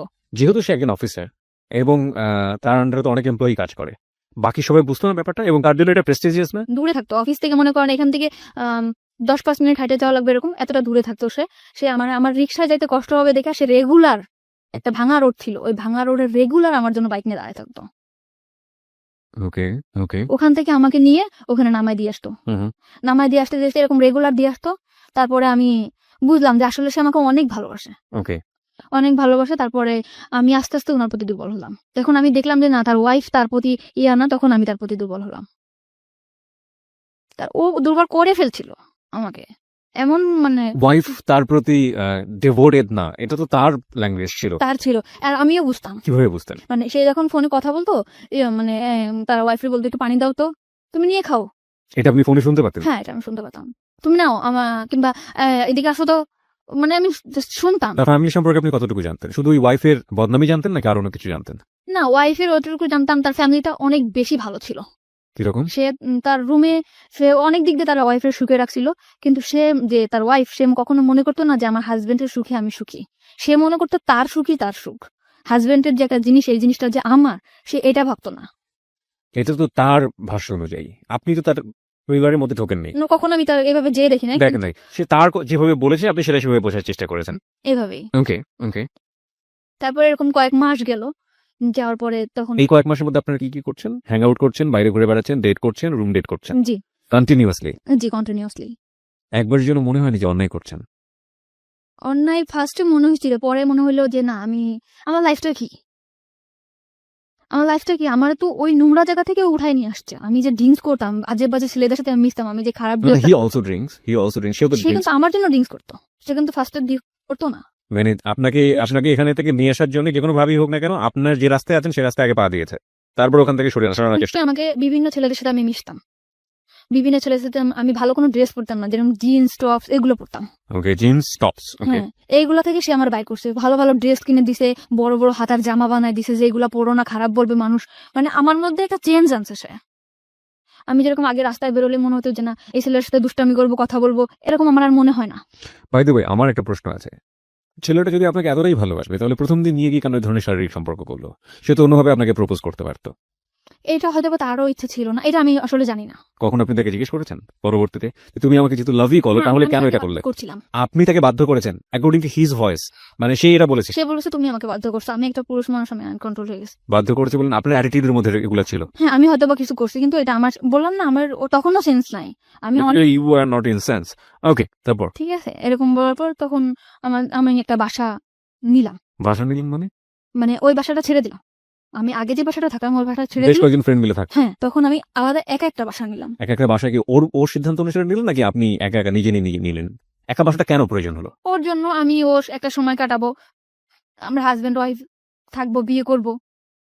বিয়ে করার কথাও আপনাকে বলেছে? হ্যাঁ, অল টাইম আমারে বলতো, যে আমি পরে বলতো হ্যাঁ বিয়ে করবো, সমস্যা কি, তুমি আমার ওয়াইফ, সব জায়গা বলতো।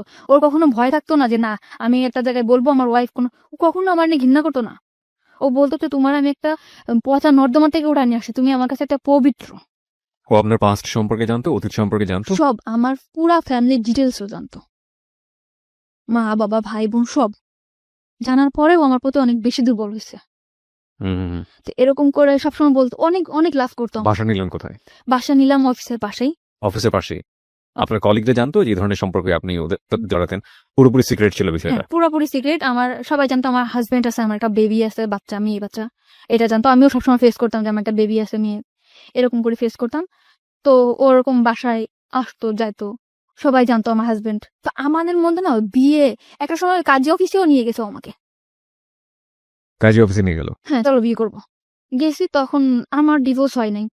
তখন কাজী অফিস থেকে বললো যে ওনার তো ডিভোর্স হয় নাই, 3 মাস, ডিভোর্স হওয়ার 3 মাস পর বিয়ে করতে হবে। এ কথা বলার পরে বলতেছে যে তাহলে কি করব? তখন আমি বললাম যে ঠিক আছে, আমি ফ্যামিলির সাথে কথা বলি, মা বাবার সাথে বলি যে আমি ডিভোর্স করব।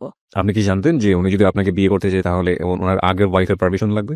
হ্যাঁ, না, এটা আমি জানতাম না। এটা আপনি তখন জানতেন না? না, তখন এটা আমি জানতাম না। Okay. তখন আমি আপনি তখন কখনো কি প্রশ্ন করেছেন যে তুমি যে আমাকে বিয়ে করতে চাচ্ছ, তোমার আগের ঘরের কি হবে, আগের সংসারের কি হবে? মানুষের 2টা বউ থাকে না, এটা অ্যান্সার দিত? আমি যদি চালাইতে পারি, আমাকে 2টা বউ থাকতে পারে না, আর আমি তো এটাই আপনি মানতাম। তো একটা সংসারের স্বপ্ন দেখতেন, সুন্দর একটা সংসার আমি- যেখানে আপনার বিচরণ থাকবে, সুন্দর একটা ঘর, সেখানে আরেকজন মানুষের শেয়ার আছে, এটা মানতে পারতেন? এটা হয়তো বা মানতে পারতাম না, কিন্তু তখন আমি এমন একটা অবস্থায় ছিলাম, ওরে পাওয়ার জন্য সবকিছু করতে রাজি। ও 2টা কেন 5টা বউ থাকবে, ও তো আমারও সময় দিতেছে। ও তো আমারই সময় দিতেছে। হ্যাঁ, this is very important part, প্রিয় শ্রোতা। আমরা বারবারই বলি, মানুষের যখন খুব ডিজাস্টার মোমেন্ট যায়, সেই সময়টাতে আসলে যে কেউ যখন পাশে এসে দাঁড়ায়, ইভেন একজন শত্রুও যদি, অতীত জীবনের একজন শত্রুও যদি পাশে এসে দাঁড়ায়, সেই মানুষটাকে অদ্ভুত রকমের ভালো লাগে।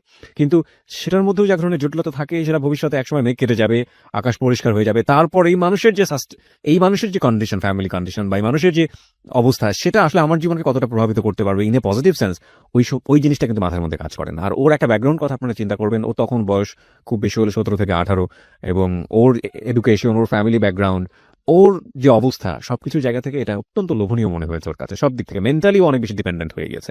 আর ফিজিক্যাল ব্যাপারটা তো ওর জন্য কি, সেটা ছোটবেলা থেকে যারা শুনছেন একেবারে প্রথম থেকে তারা বুঝতেই পারছেন। হ্যাঁ, বলুন। তারপর তখন বাসা নিলেন? তো কাজী অফিসে কাজী আমাদের বলল যে তোমার বিয়ে তো করতে হবে, বিয়ে তো করবা, আজ করো 3 মাস পরে করবো। কিন্তু সবচেয়ে বড় কথা হলো মানুষের শরীরে মানে লোক দেখানো বিয়ে এবং ইসের বিয়ে থেকে, মানে কাগজে কলমে বিয়ে, হাদিস মোতাবেক বিয়ে, যেটা থেকে সবচেয়ে মনের বিয়েটাই বড়। এটা হলে না, তখন আমি এটার মধ্যে কাজ করতে যে আমাদের তো মনের বিয়ে তাহলে হয়েই গেছে, বিয়ে করবো। আর ও যেখানে যাবে, আমার আমার ওয়াইফ, আমার সব জায়গায় বলতে আমার আমার ওয়াইফ, আমি বলতাম আমার হাজবেন্ড। আমার নাম কিন্তু ইসলাম ছিল না, আমি কিন্তু ইসলাম দিছি। কেন ইসলাম? মানে আপনি, আপনার রিলিজন কি? তো আমার হচ্ছে আক্তার। মানে আপনি ধর্ম তো ইসলাম। হ্যাঁ, ইসলাম। তো ইসলাম কেন দিলেন? ওর নামের সাথে ইসলাম আছে এই কারণে? তার নামটার শেষে ইসলাম আছে, যে কারণে আপনি ইসলাম যোগ করে নিয়েছেন। ওকে। তখন থেকে কিন্তু আমার নামের পিছনে ইসলাম যোগ করলাম, এবং সে নাকফুল, এই যে নাকফুলটা তার দেওয়া, যে আমাদের বিয়ে হয়েছে এভাবে। ও নাকফুলটা সে আপনাকে গিফট করলো? হ্যাঁ, সে আমাকে গিফট করলো। ওকে। তো নাকফুলটা গিফট করলে, যে হাজবেন্ডের নাকফুল থাকে, আমি নাকফুল পরলাম। দেন বাসা যেরকম, আমার বাসাটা সবসময় গুছানো গাছানো থাকতো, সে যেরকম পছন্দ করতো, সে কিন্তু অনেক বেশি পছন্দ করতো যে আমি যাতে সবসময় টিপটাপ গুছানো গাছানো থাকতাম। এরকম আমি সবসময় গুছাই গাছাই রাখতাম। আর বাসার ফার্নিচার গুলো কি সে কিনে দিল? আমার বাসার যত যা কত টাকা ভাড়া ছিল বাসা? 5,500 টাকা। ওকে। তো এরকম সবকিছু সে কিনলো, টিভি, তারপরে আপনার যা যা সংসারে যা যা লাগে সব সেই কিনলো। মানে সে আরেকটা সংসার করলো এখানে নতুন করে। Okay. তাকে দেখে কখনো বোঝা যাবে না যে সে কখনো আমার ভবিষ্যতে ঠকাবে। ঠিক আছে, এরকম করে থাকলাম কিছুদিন। থাকার পরে আমি আবারও, মানে আমি এটা থাকলেও না, আমার ফ্যামিলিতে হয়েছে এর মধ্যে মিস করছি। এর মধ্যে আমার ফ্যামিলিতে টুকটাক জানাইতাম যে আমি, আমার আর কোনো দরকার নাই। মানে আমার ফ্যামিলিতে আমি খুব বেশি অহংকার করা শুরু করলাম তখন, কেন অহংকার করলেন?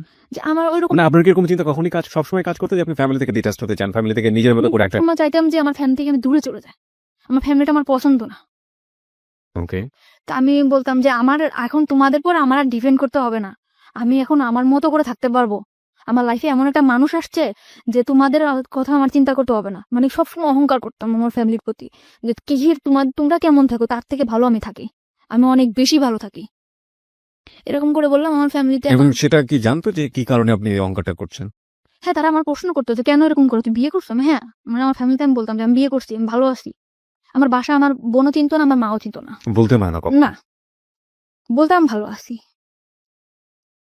ওকে। আর বলতাম ভালো আছি, এই জন্য তারা কখনো চাপও দিত না যে না আমি ভালো আছি। ওকে আর আমার গার্জিয়ানটা তত বেশি শক্ত ছিল না যে অন্যান্য বাচ্চারা যেরকম দূরে থাকলে মারধর করে একটা জায়গায় আনে, আমার মনে হয় ওরকম কখনো আমি পাই নাই, শক্ত গাইডেন্স। শক্ত গার্জেন আমি পাই নাই। কিন্তু ও আমার অনেক বেশি শক্ত গার্জেন।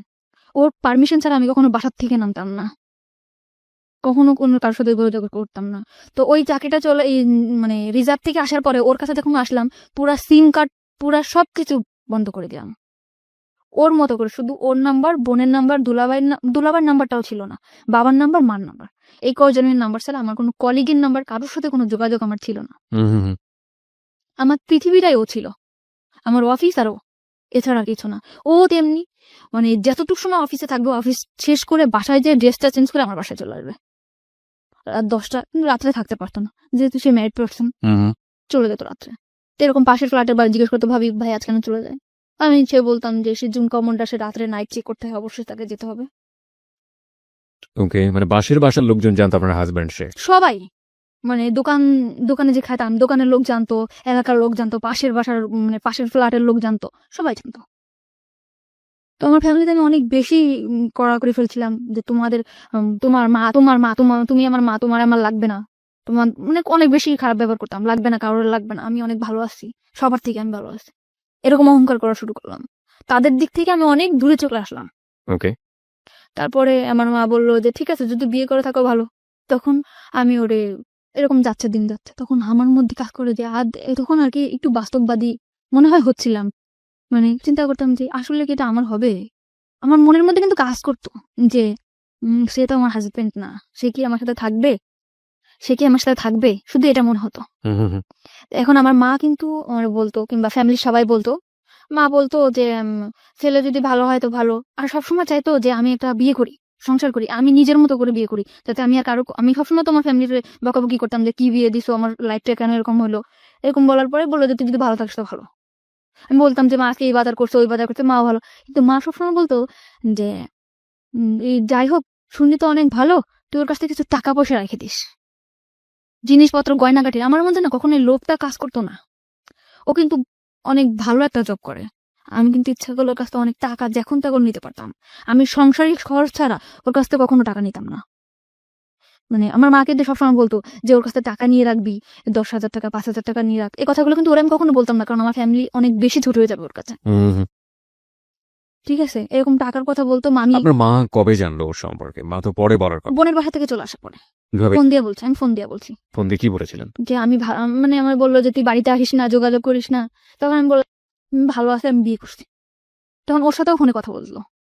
ওর সঙ্গে কথা বলতো, কি বললো? বললো আন্টি আমি ওর সাথে একসাথে চাকরি করি, ভালো, ও খুব ভালো মেয়ে, এই সেটা বললো। কিন্তু আমাদের মধ্যে যে রিলেশন আছে ও বলোনি। মানে ওইটা বলেনি যে ও আপনাকে বিয়ে করেছে? না।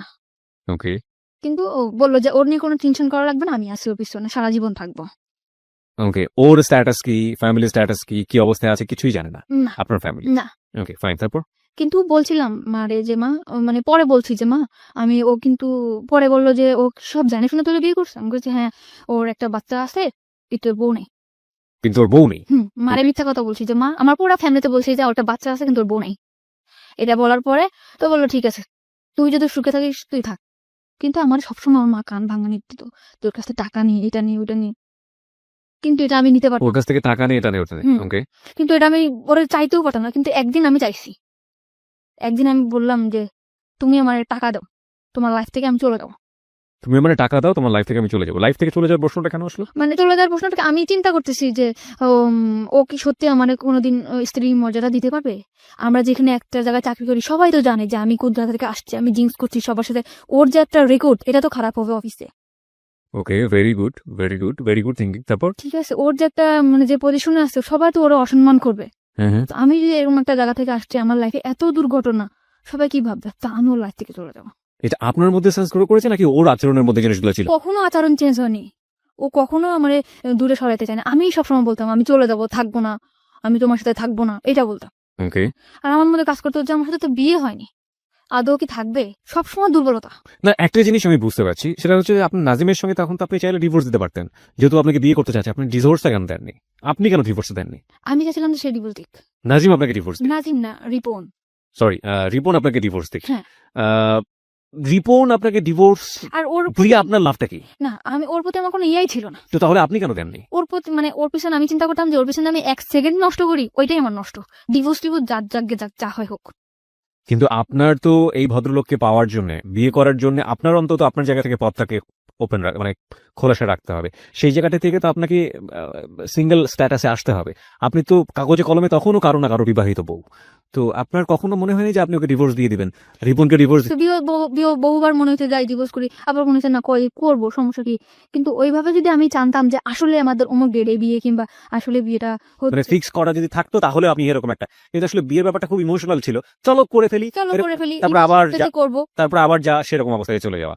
ওকে, মানে সিরিয়াস ছিলেন না আপনার আলটিমেটলি। ইমোশন যখন আসতো তখন সবকিছু করে ফেলবো, ইমোশনটা থেমে গেলে আবার আগের জায়গায়। Very important. ওকে, তারপর? তখন আমি ওরে বললাম যে আমি তোমার লাইফ থেকে চলে যাবো। তখন ও বললো কেন চলে যাবা? আমি তো থাকবে না, কারণ এইভাবে হয়, তুমি কখনো আমার সাথে রাত্রে থাকতেছো না, তুমি আমার বিয়ে করতেছো না, আমি এইভাবে কি সংসার জীবন হয়? আমার একটা সংসার নয় এটা। তখন ও বললো যে তুমি আমার লাইফ থেকে চলে যাও, তুমি টাকা চাচ্ছ, তুমি টাকা নিবা, কিন্তু এই বাসায় থাকবা, তুমি এই বাসা থেকে কোথাও যেতে পারবা না। ও টাকার নিয়ে আপনাকে প্রশ্ন করেনি যে তুমি টাকা দিয়ে কি করবা? কোনো দিনও প্রশ্ন করে নেই, কোনো প্রশ্ন সে করেনি। না। টাকা চাচ্ছ, টাকা নিবা। হ্যাঁ, Okay, টাকা তারপর? চাচ্ছ, টাকা নাও, তোমার অ্যাকাউন্ট করে দিয়েছি, অ্যাকাউন্টে রাখো, তাও ভালো, কিন্তু তোমার আমি কখনো আমার জীবন থেকে তুমি যাইতে পারবা না। পাখি, আপনি বলছিলেন যে আপনার 1 সপ্তাহের মধ্যে বিয়ে হয়ে যাবে, এরকম একটা পরিস্থিতি তৈরি হয়েছে আপনার ফ্যামিলিতে। আর এই আমাদের গেস্টকে দেখার জন্য আপনারা ফেসবুকে আসতে পারেন। আমাদের ফেসবুকের ঠিকানা www.facebook.com/abcradiofm89.2। এছাড়াও আপনি চলে আসতে পারেন আমার ফেসবুক পেজে। আমার ফেসবুকের ঠিকানা হচ্ছে facebook.com/kebria.rj, KEBRIA। স্পেলিংটা হচ্ছে KEBRIA.RJ।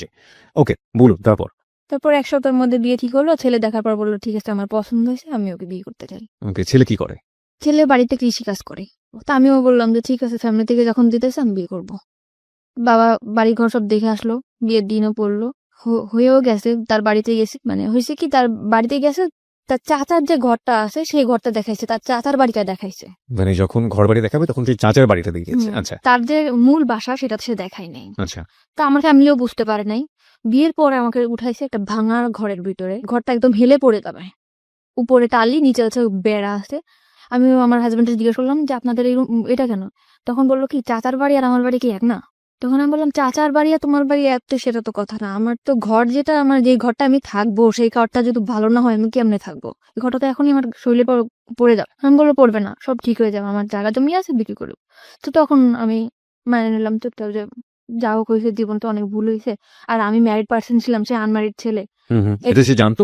তার কাছে বলা হয়েছে এটা? তাকে কিন্তু বিয়ের আগে জিজ্ঞেস করা হয়েছে যে আপনি কি ম্যারিড পার্সন? সে বলছে যে না, আমি ম্যারিড পার্সন না। এবং আপনার সম্পর্কে বলা হয়েছে যে আমি নিজে তাকে বলছি আমি দুটো বিয়ে করেছি, আমি এরকম রিলেশন করে 2টা বিয়ে করছি। এবং কি কারণে বিয়ে করেছি কারণটা বলেনি কখনো? তো বলছি যে আমি রিলেশন করে বিয়ে করছি। দুটো বিয়ে করেছি? হ্যাঁ, সেটা শুনেই আমার প্রতি হয়েছে যে বিয়ের সাথে কোনো ব্যাপার না, আপনার দেখে আমার খুব ভালো লাগছে। ওকে। তারপর আমরা আমার বাবার বাড়ি বেড়াতে আসলাম, বেড়াতে আসার পরে এইভাবে দিন যায়। তারপরও আমি শহরে তো মানুষ হয়েছি, তারপরও আমি অনেক কিছু মিস করতাম যে এই জিনিসটা নাই, সংসারে এই জিনিসটা নাই, অনেক কষ্টে দিন যেত আমার। তার আর কোনো ভাই বোন ছিল না, সে একটাই ছেলে। ওকে। এখন আস্তে আস্তে আমার হাজবেন্ডের মধ্যে দেখতাম পরিবর্তন। কি পরিবর্তন? সে ফোনে কথা বলে, গ্রামের ছেলে তাও ফোনে কথা। কি ব্যাপার, তুমি কার সাথে কথা বলো? বলি কথা। তারপর আমি জানতে পারলাম, অনেক ভাবে জানতে পারলাম, চেষ্টা করে প্রায় 2-3 মাস পর জানতে পারলাম সে আগে একটা বিয়ে করছিল। সে আমার কাছে মাপটা চাইছে যে আমি বিয়ে করছি, তুমি মাপ করে দাও, আমি তোমার বলতে পারি না। আমি বিয়ের আগে তো আমি আপনাকে জিজ্ঞেস করছিলাম, আপনি আমাকে কেন বলেন নাই? ওকে। পরে বলতেছে তোমাকে আমার এত ভালো লাগছে যে তোমার কথা যদি আমি বলতাম তাহলে হয়তো তুমি বিয়েটা রাজি হতাম না। আচ্ছা। তখন আমি বললাম যে ঠিক আছে, যা গেছে গেছে, আপনি ওর মেয়ের সাথে যোগাযোগ করেন না, আমি করবো না। ওকে। তারপরও মেয়েটার সাথে যোগাযোগ করে। তখন আমি বললাম খুলনাতেই রাখবো না, তোমাকে আমি নিয়ে চলে যাবো ঢাকাতেই। ঢাকা আসতে গেলে কিছু টাকা লাগবে, কিন্তু আমার বিয়ের মধ্যে কোনো কিছু দেয় নাই। শাড়ি গয়না যা দেওয়া লাগে, গয়নাগাটি কিছু দেয় না, এমনি শাড়ি, চুড়ি, লিপস্টিক, এটা যা দেওয়া লাগে দিছে। এখন একটা রুলি দিছিল স্বর্ণের। তখন আমি মারে বললাম যে মা, এই রুলিটা আমরা বেশ বন্ধক রাখি, এখন ক্যাশ টাকা তো আমার কাছে কিছু নেই, বন্ধক রাখা আমি টাকাটা নিয়ে দিই, তুমি ও পরে চাকরি করে যখন টাকা ছাড়া যাবে তখন। তখন বললো যে ঠিক আছে চল বন্ধক রাখতে যাই।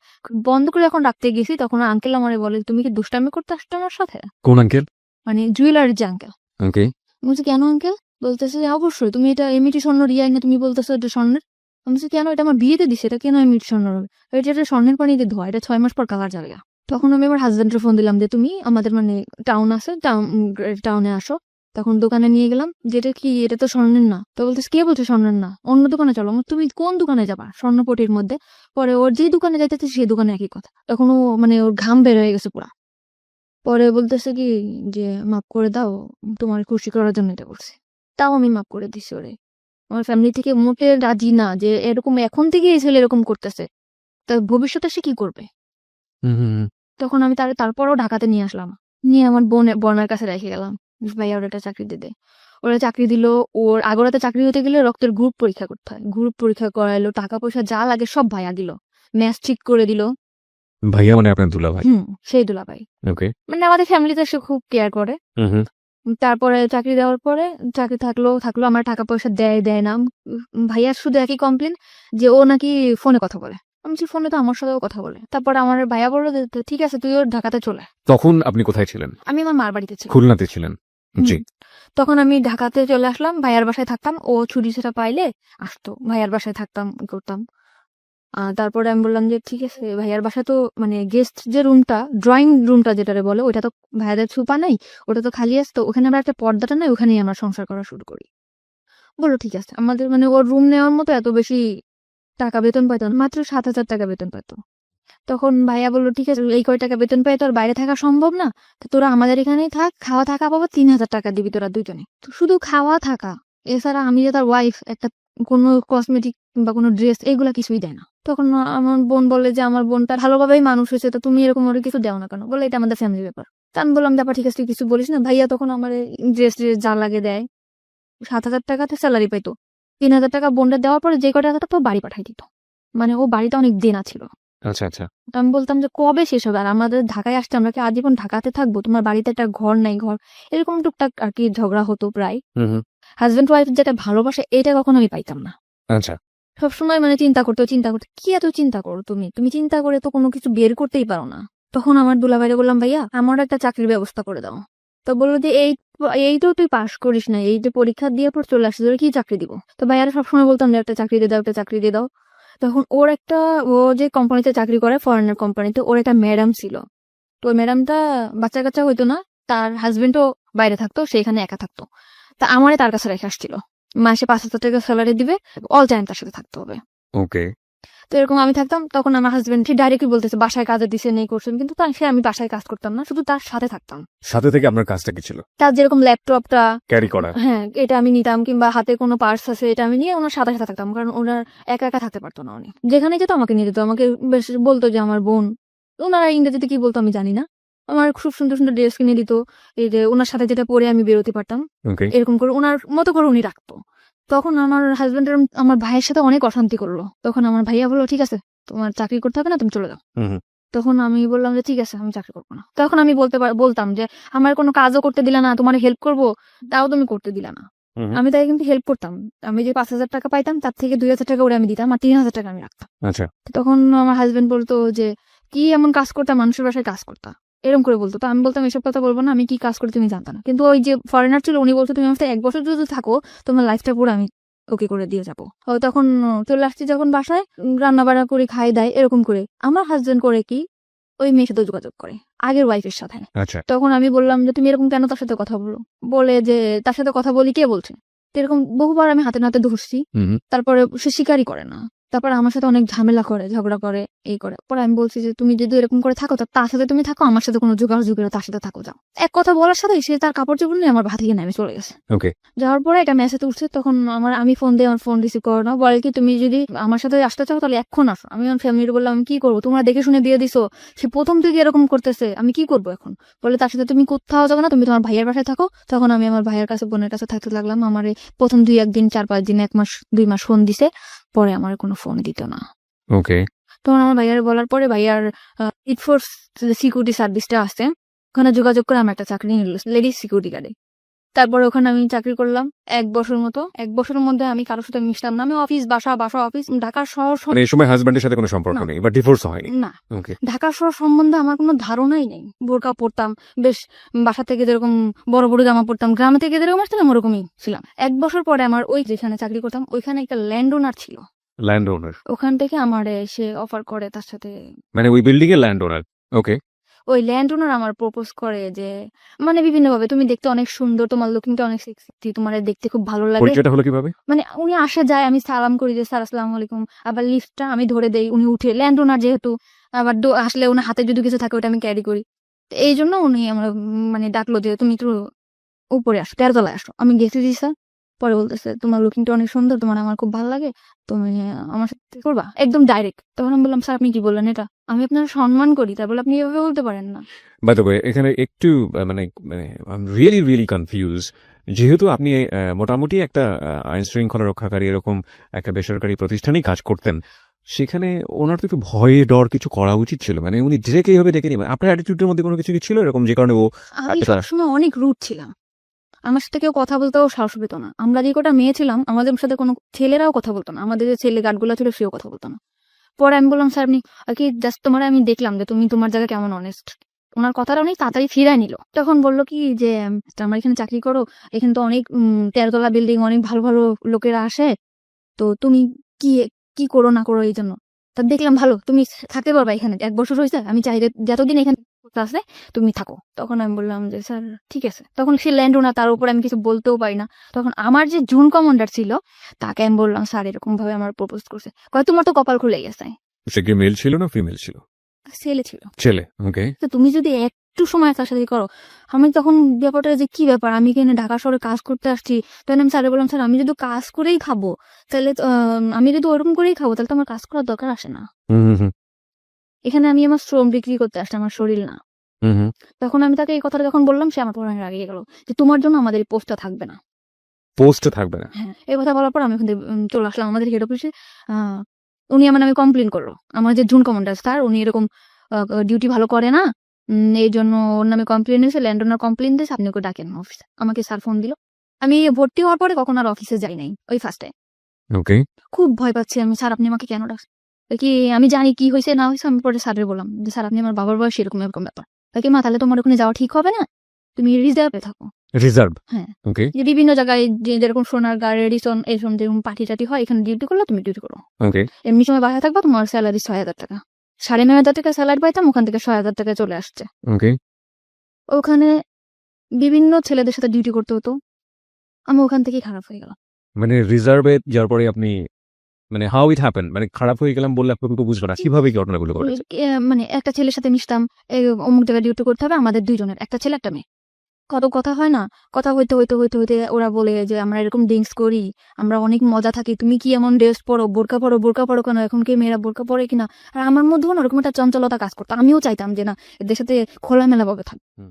এর ভিতরে এরকম থাকতে থাকতে আমাদের বাড়ির পাশে একটা বাড়ি ছিল, বাড়িটার নাম নাই, মানে আমাদের থেকে অনেক ভালো অবস্থা। Okay.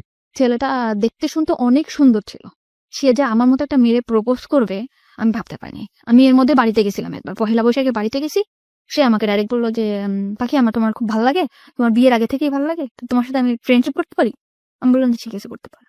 তা না আমিও চাইছিলাম যে একটা মানুষ আমার জীবন থাকুক। এরকম করতে করতে না তার সাথে আমার ফোনে, সে থাকতো খুলনাতে, আমি থাকতাম ঢাকাতে। ফোনে রিচার্জ করে দিতাম, আমি চাকরি করতাম, ফোনে রিচার্জ করে দিতাম 50 টাকা 100 টাকা, কোনো গেঞ্জি যা পারতাম কিনে রাখতাম ওর জন্য, ও খুশি হতো। ও আমার অনেক বেশি মানে আমার কথা দিয়া বুলায় রাখতো। আমি এখন যেটা বুঝি যে না ও আমার কথা দিয়া বুলায় রাখে। মানে বিভিন্ন রকম কথা বলতো, ও আমাকে কখনো একটা সুতাও কিনে দিত না, কিন্তু আমি চিন্তা করতাম যে ওরে কি পরলে ভাল লাগবে, কি করলে ভাল লাগবে, এটা করতাম। যেমন প্যান্ট, শার্ট, টি শার্ট, ঘড়ি এগুলা কিনতাম, বিভিন্ন উপর টাকা দিতাম। আমি আর যে 6,000 টাকা থেকে মানে অল্প কিছু, ধরুন 200-500, তখন ওইটাই আমার কাছে বেশি ছিল, ওরকম দিতাম। ও নিত, ও চাইতো। পরে ও মাস্টার্স কমপ্লিট করলো, তখন আমি বললাম যে তুমি ঢাকাতে আসবা, বললো হ্যাঁ ঢাকাতে আসবো। ঢাকাতে আসলো ফ্রেন্ডের বাসায়, আমরা ঢাকায় দেখা করলাম, কথা বললাম অনেক। ও সবসময় বলতো তোমার আমি বিয়ে করবো, যে আগে থেকে আমার পড়াশোনাটা কমপ্লিট হোক। ছেলেটা অনেক সুন্দর ছিল।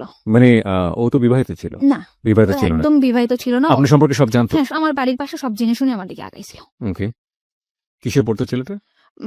তখন মাস্টার্স করতেছে। মাস্টার্স করছে, আর আপনি দেখি ক্লাস 10ও পাস করেন। না, ওকে।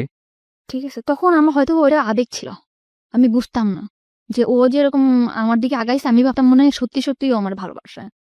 এখানে একটা বিষয় একটু নোট করছি প্রিয় শ্রোতা, আজকের স্টোরিটা এতটাই বেশি সেন্সিটিভ, আমাদের সামাজিকতার জায়গা থেকে আজকের অতিথির পুরো ফেসটুকু আমরা ফেসবুকে দেখাতে পারবো না, কিন্তু একজন মাস্টার্স পড়ুয়া একটা ছেলে, একটা ক্লাস 8 পড়ুয়া একটা মেয়ের প্রতি এফেক্টেড হতে পারে কি কারণে, কতটুকু সৌন্দর্য একজন মেয়ের মধ্যে থাকলে এই ধরনের ঘটনা ঘটতে পারে, ততটুকুই সুন্দর ও আসলে, এবং অ্যাবসলিউটলি শি ইজ বিউটিফুল। কিন্তু আমরা আমাদের গল্পের জায়গাটা থেকে আমরা পারছি না ওর পুরো মুখ অবয়বটা আপনাদেরকে দেখাতে।